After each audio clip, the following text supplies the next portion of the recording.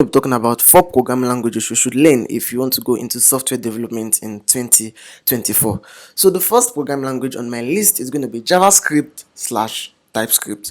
So you can use JavaScript from anything ranging from front-end development to back-end development to cross-platform mobile development till desktop application development. The second on my list is going to be Python.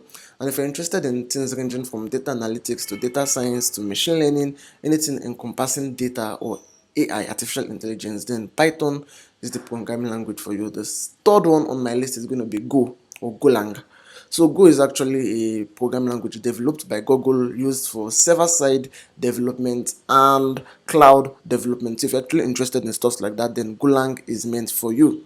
The fourth one on my list is going to be Java. And Java is actually used for a lot of enterprise applications. So if you actually want to be doing back-end for enterprise applications, or if you want to be doing native Android applications,